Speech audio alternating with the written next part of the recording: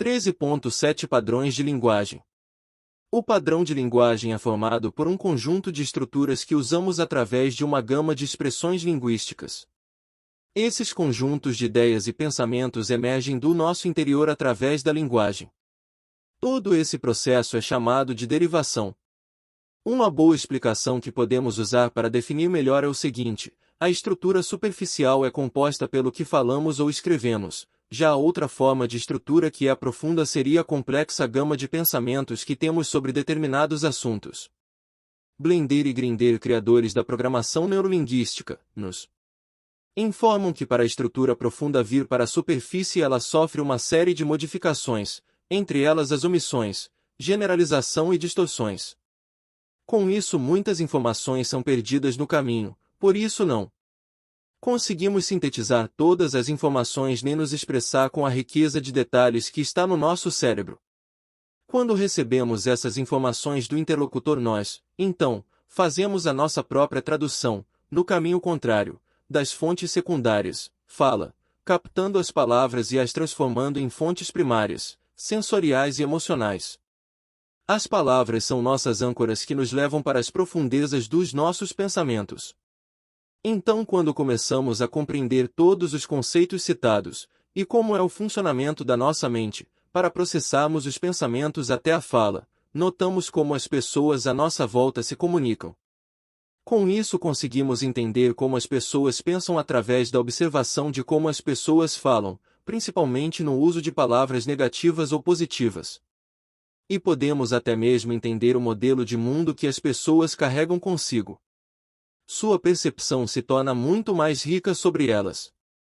Se você ou outra pessoa usa muitas palavras negativas, você tem um modelo que busca pela negação. Com isso você terá mais chances de se convencer ou convencer alguém, que também use muitas palavras negativas, a fazer algo usando resultados negativos. Por exemplo, você deve usar protetor solar para não ter câncer.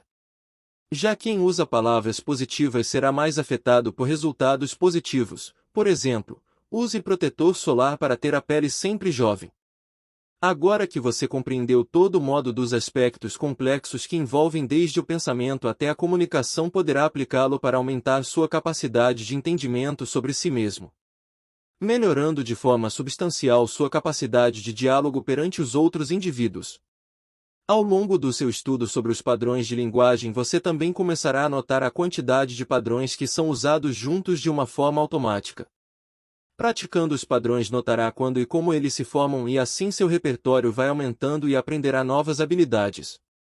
Durante momentos que você tiver novas ideias em sua mente e quiser as expressar, você saberá a melhor forma de transformá-las em palavras de forma que sejam bem expressadas e entendidas.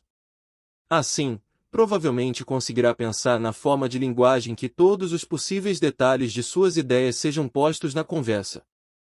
Depois de efetuar o exercício de analisar seu padrão de linguagem, começará a entender crenças que o habitam até sobre coisas que não se sentia capaz de aprender. Assim, compreendendo o padrão que se forma, conseguirá o quebrá-lo.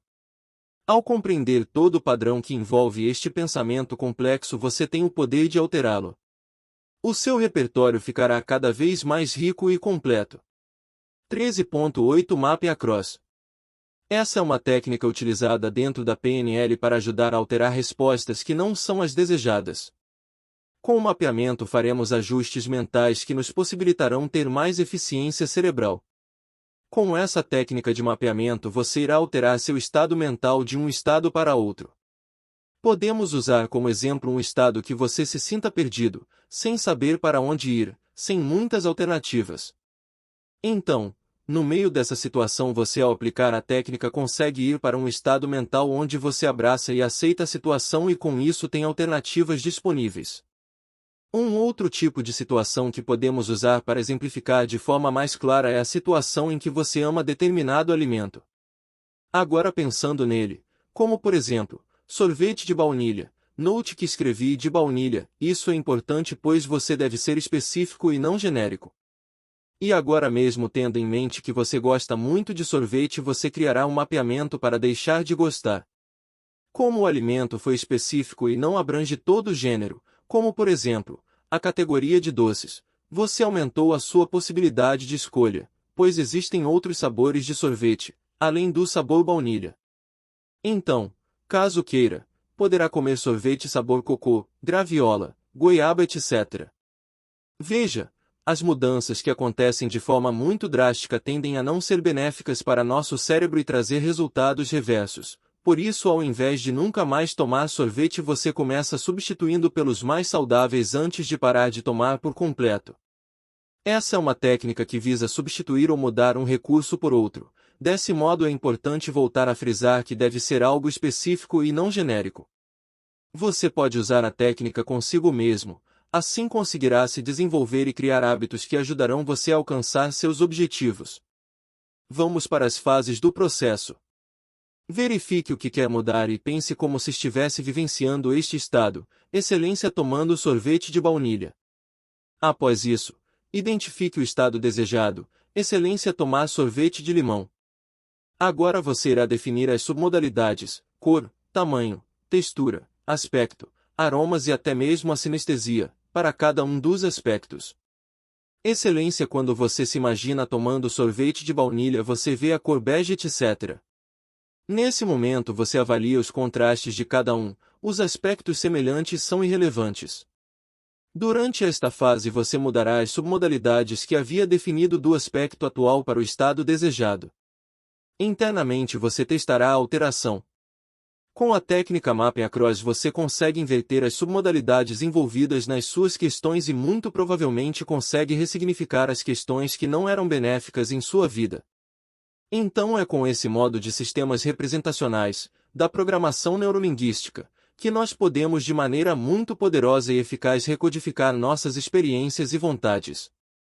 Podemos utilizar desse sistema para quando definimos uma meta, por exemplo, quanto mais atenção prestamos às submodalidades, mais precisa ela se torna.